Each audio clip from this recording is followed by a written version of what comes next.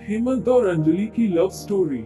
ये love story Hemant नाम के एक लड़के की है जो अपने घर जाने के लिए मुंबई रेलवे स्टेशन पे अपनी ट्रेन आने का इंतजार कर रहा था।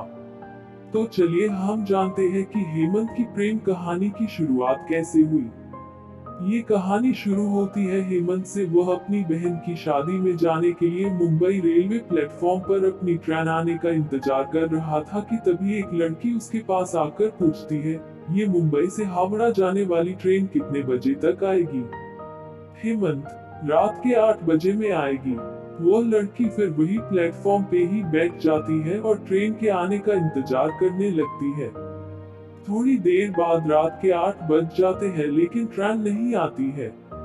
हेमंत काउंटर पे जाके पूछता है कि ट्रेन अभी तक क्यों नहीं आई।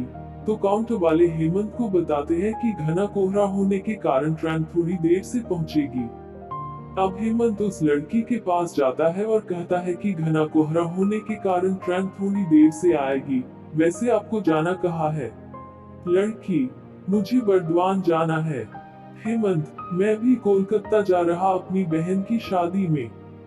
दोनों कोई ट्रेन आने का इंतजार करने लगे। दिसंबर का महीना था और ठंड काफी अधिक थी।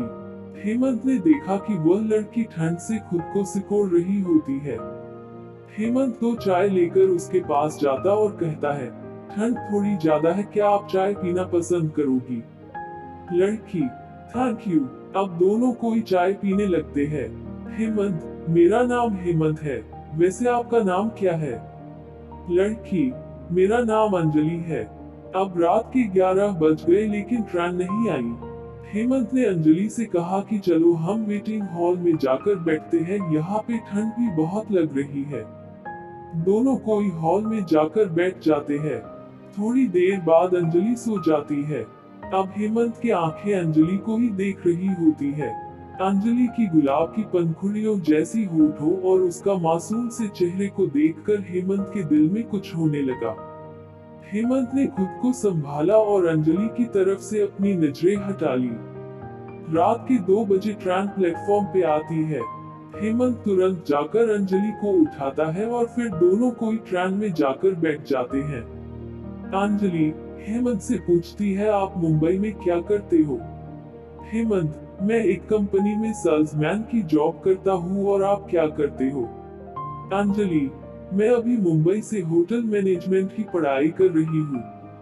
दोनों एक दूसरे से बातें करने लगे और बातों ही बातों में अंजलि ने हेमंत से पूछा कि क्या आपकी शादी हो गई है?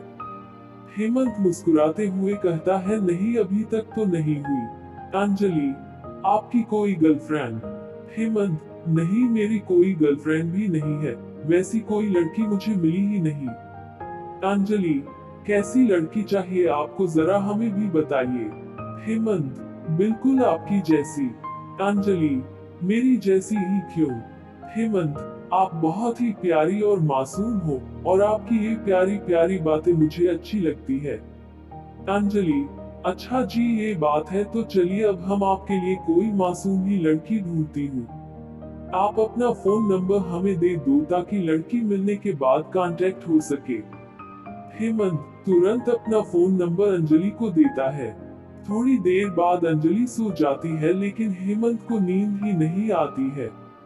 वह सिर्फ अंजलि को ही देखता रहता है। ऐसा लगता है मानो हेमंत के दिल में अंजलि के लिए प्यार का फूल खिल रहा हो। हेमंत उस पल अपनी आंखों कैद कर रहा था।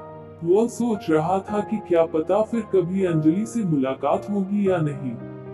अब सुबह हो गई थी, ट्रेन बर्दवान पहुंचने वाली थी। अंजलि हेमंत से कहती है, मेरी मंजिल आ गई, अब मैं चलती हूँ। हेमंत को थोड़ा उदास हो जाता है। उसे ऐसा लगता है कि कोई अपना उसे छोड़कर जा रहा है। ट्रेन बर्दवान स्टेशन पे रुकती है और अंजलि मुस्कुराते हुए हेमंत को अलविदा कहती है। हेमंत ट्रेन की खिड़की से अंजलि की तरफ देखता है। अंजलि भी हेमंत को आखिरी बार पीछे मुड़कर देखती है। उसके दिल में भी हेमंत के लिए कुछ फीलिंग्स थी। ट्रेन अब स्टेशन से चल पड़ती है लेकिन हेमंत अभी भी अंजलि को ही याद कर रहा था। कुछ समय बाद हेमंत के फोन पे एक मैसेज आता है जिसमें लिखा था, तुम्हारे लिए लड़की मिल गई, उसका नाम अंजलि है और ये उसका फोन नंबर है। हेमंत ने तुरंत उस नंबर पे कॉल किया और अंजलि